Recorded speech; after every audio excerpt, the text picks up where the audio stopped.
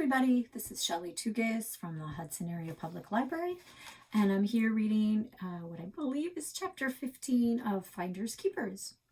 We last left Christa and Alex when they were getting closer to selling the cabin, and in this chapter, Alex and Christa decide to take the matter into their own hands and go to Al Capone's hideout by themselves. The chapter is called Trusted and Busted. Alex and I waited for Grandpa to take his nap in the recliner. We had to search Al Capone's hideout for the loot, and we didn't have much time. When you're doing something you're not supposed to do, you need to do it fast. Torpedo fast. That's why we didn't ride our bikes. We took the ATV. We had helmets hiding our faces, so none of the people in cars seemed to notice we were young. Nobody honked or slowed down. We zipped through ditches and along the shoulder of the road, spitting gravel into the air. After we passed the gas station, Alex turned on the road that led to the hideout. The trees stretched across the road and formed a canopy. Weeds and brush were so thick along the ditch I couldn't even see through the woods. A barbed wire fence bordered the land, and as we got closer to the lone driveway with a gate across it, I tapped Alex's shoulder. The ATV spurted and stopped. He said, "You sure this is it? There aren't any signs. I can't see a house or anything through these woods." "I'm sure," I said. "I used Amelia's phone to look it up, and they took the signs down to keep people away." Alex said, "Guess they didn't take down everything." He pointed at a tree, and a sign nailed in the trunk said, "Private property. Trespassers will be prosecuted." "Do you think the law respects the Finders Keepers rule?" Alex took off his helmet and said, "First things first, we can't keep unless we find." We belly crawled under the gate and took a few careful steps. The trees grew tight along the sides of the driveway, which took a sharp turn to the right. Our feet crunched against the gravel as we followed the path. There wasn't any traffic, and we weren't goofing around, but in the woods, even quiet is loud. Squirrels rustled the weeds, cicadas buzzed and clicked, and chirping birds seemed to scold us from the trees.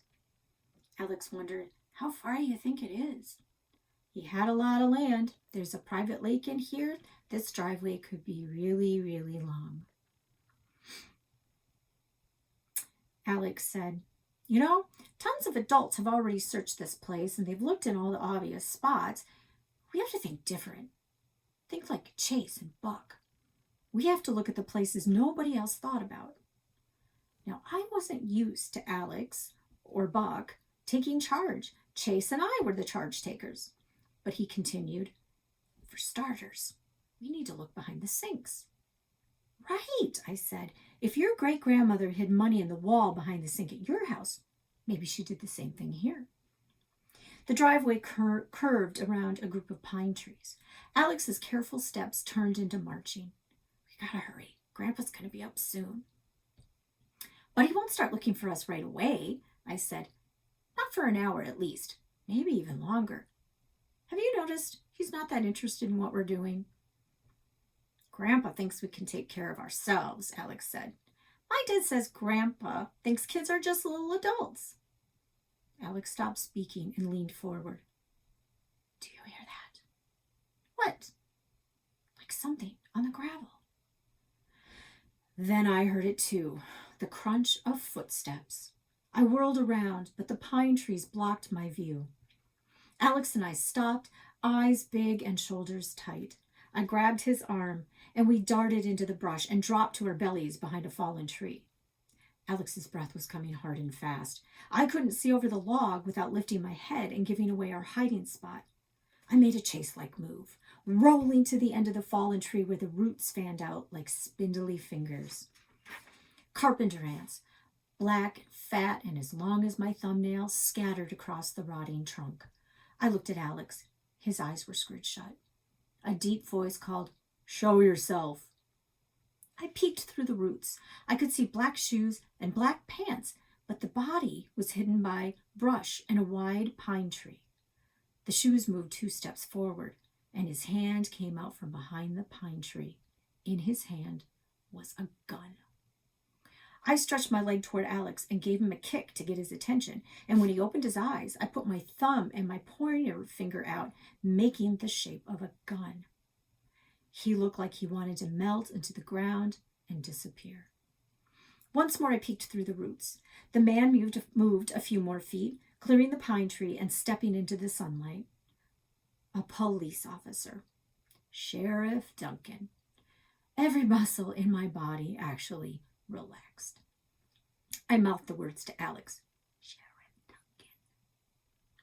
I've got the license plate off the ATV, the sheriff shouted. Show yourselves. I'll track down the license owner in my computer and then we'll have real trouble. Chase, Trugood, and Buck Punch would never surrender. But Chase and Buck weren't getting busted using an ATV with a licensed owner named Mr. Edmund Clark. Alex raised his eyebrows at me, and I raised mine back. He took a few breaths and cleared his throat and squeaked, Over here! Sheriff Duncan's head whipped towards us. Stand up, slow and careful. Keep your hands up. Slow and careful, we got to our knees, then to our feet, with our hands pointing straight in the air. Sheriff Duncan shook his head and slipped his gun into its holster. Get out of the weeds, now. We slopped through the brush, arms still in the air, and stood in front of him. Put your arms down. Now you're the kids from the bait shop. Alex Clark. What are you looking for out here, Alex Clark?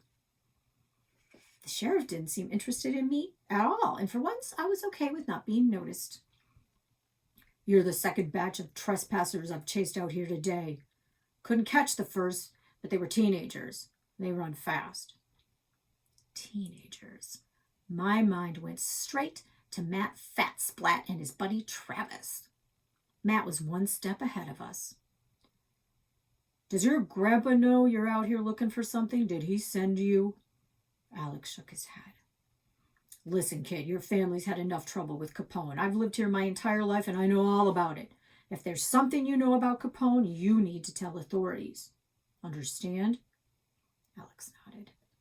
Sheriff Duncan stared hard at him, and he cleared his throat and said, I saw the ATV. You have to be older than 12 and with an adult to be out on a road with an ATV. Did you know that?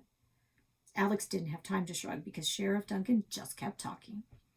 Do you know how much trouble you could be in for trespassing? This is private property.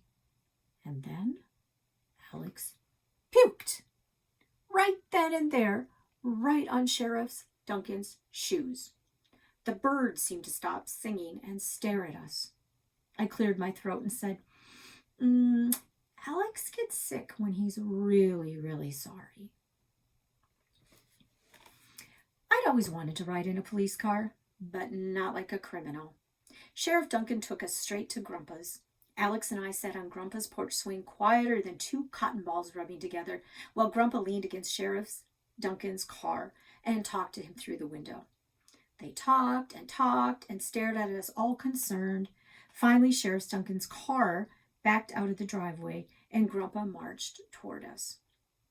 What in the unholy firestorms of hell were you doing at Capone's place? What made you think you could take the ATV off this property? Do you know how lucky you are? Duncan brought you here instead of writing tickets and dragging you to jail. Duncan hands out tickets like candy on Halloween.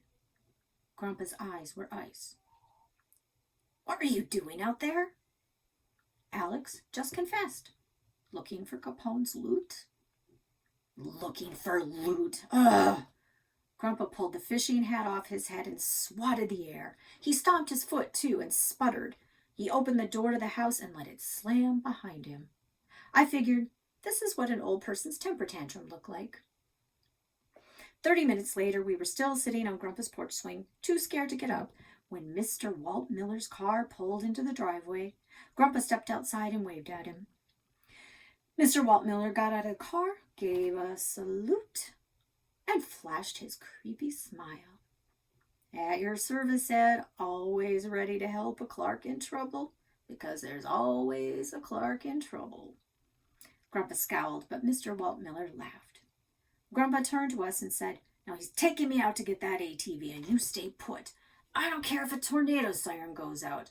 I don't care if Godzilla comes out of the woods. I don't care if an asteroid hits the earth. Don't leave this porch. We nodded. Grandpa barked, Christa. Yes? What are you going to do if Godzilla comes out of the woods? Don't leave the porch. Alex! Yes? What are you going to do if you see an asteroid in the sky coming right at your head? Don't leave the porch. Grandpa grumped his way to Mr. Walt Miller's car, and they disappeared in a cloud of dust. I said, I don't like the looks of Mr. Walt Miller. Alex said, he looks creepy, but he must be okay. I mean, my dad said Mr. Walt Miller offered to come here and attach the wash tub to the wall. Oh, that's Snoop. He's looking for money. Alex said, I wondered about that. Old Walt said he'd fix the wash tub when Grandpa is out fishing, so it'd be a surprise. He must think we're stupid. I said, he just wants to be down there alone so he can hunt for clues. Alex said, Walt told my dad that Grandpa isn't feeling so good, but Grandpa is too proud to let anyone else fix it, and that's why Walt wants to surprise him. That Mr. Walt Miller was slicker than a water slide. He'd probably been sniffing around Capone's, too. He couldn't outrun Sheriff Duncan like a teenager, but he could probably outsmart him. So what's next? Alex said.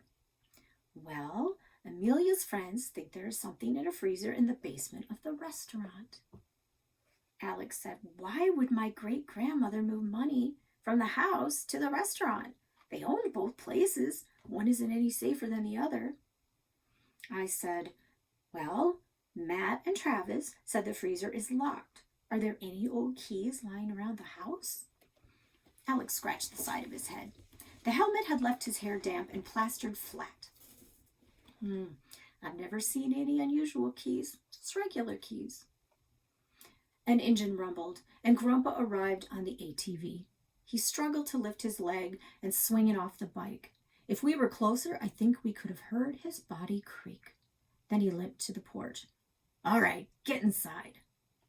We got inside. Alex and I sat at the kitchen table and waited for instructions. This is how things are going to be, Grandpa said. You're going to stop this nonsense.